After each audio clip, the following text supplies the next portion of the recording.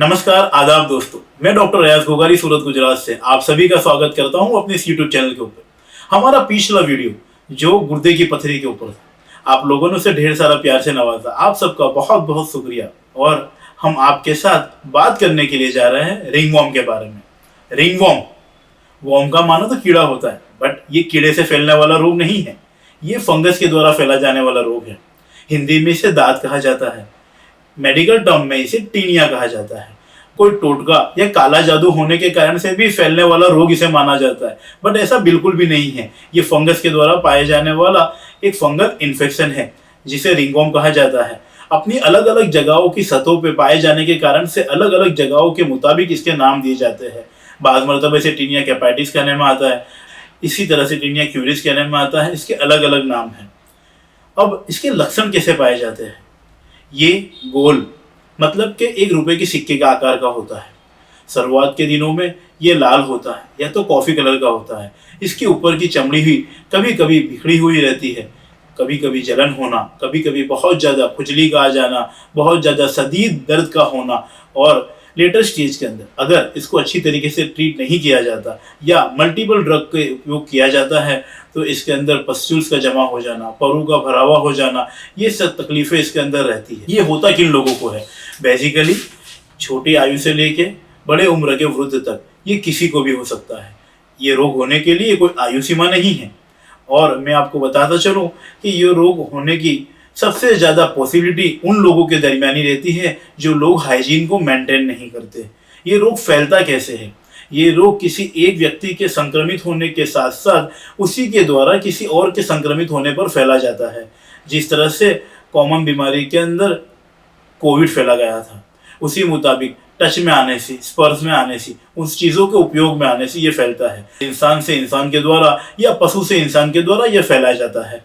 ये जब फैलता है तो कंप्लेन क्या होती है? मैंने आगे बताया आपको, उसी मुताबिक कंप्लेन के अंदर ईचिंग होना, जलन होना, दर्द वहाँ पे कभी कभी महसूस होना। ये बॉडी के कौन से पार्ट में पाया जाता है?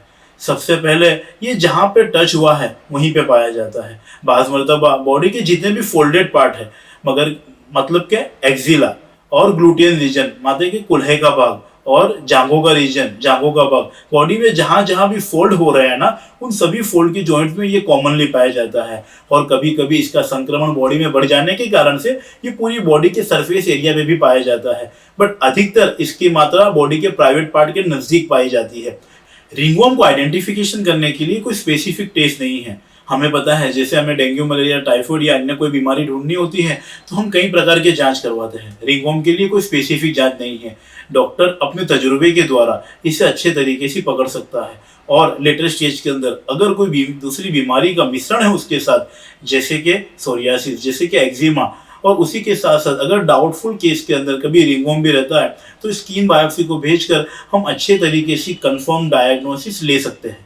अगर किसी को ये बीमारी हुई है, अगर कोई रिंगवॉर्म से पीड़ित हो रहा है, तो उसे क्या क्या चीज़ों का ध्यान रखना चाहिए? सबसे पहला, हाइजीन को मेंटेन करना चाहिए, अपने आप को खूब साफ सुथरा रखना चाहिए।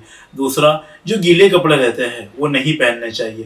थर्ड कंडीशन, अपने कपड़े जहाँ पे धोने में आ रहे हैं या अपने कपड़े जहाँ से सूख रहे हैं, उन सब चीज़ों का एहतियाती पूर्वक ध्यान रखना चाहिए। और ऐसी बहुत सारी चीज़ें कि जो चीज़ें इस रोग को फैलने के लिए कारणभूत हो सकती है, इन चीज़ों को अलग कर देना चाहिए और अपनी स्वच्छता और परिवार की स्वच्छता का ध्यान रखना चाहिए। वही हमें इस रोग से मुक्ति दिला सकता है। अपने अपने कपड़ों को अलग तरीके से धोना, कपड़ों को गर्म पानी में धोना, सेवलॉन, डेटॉल का उपयोग करना, यही हमें रिंगवॉर्म होने से बचा सकता है।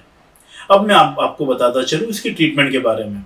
ट्रीटमेंट के मैन्युफैक्चर्स है एलोपैथी, आयुर्वेद, होम्योपैथी, यूनानी। इसके अंदर आपको बहुत मददरूप हो सकता है कि इसकी सीवियरिटी के मुताबिक हमें डॉक्टर की पसंदगी करनी चाहिए। रिंगवॉर्म के पेशेंट को ट्रीट करना बहुत ही मुश्किल होता है कि होम्योपैथी का रिंगवॉर्म के सब्जेक्ट के अंदर बहुत ही बेहतरीन रिजल्ट है।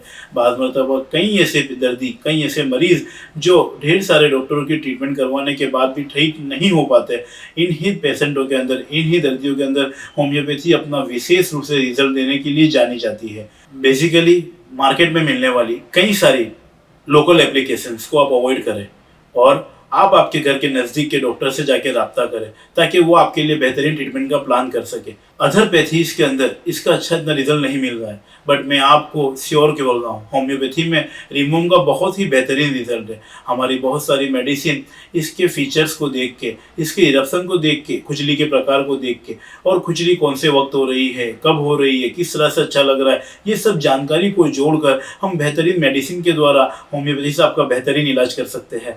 तो आपके घर के नज़दीक के किसी भी आप होम्योपैथी डॉक्टर से कांटेक्ट कर सकते हैं, या तो आप हमें हमारे नीचे दिए हुए नंबर पर राब्ता करें ताकि हम आपके इस रोग को मिटाने के लिए आपकी संपूर्ण मदद कर सकें। रिंगवॉर्म के क्या क्या कॉम्प्लिकेशन हो सकते हैं? अगर रिंगवॉर्म को अच्छे तरीके से ट्रीट न करने में आए तो ये नाखून के ऊपर भी आ जाता है, बाज़ मतलब ये सिर के स्काल्प में भी पाया जाता है।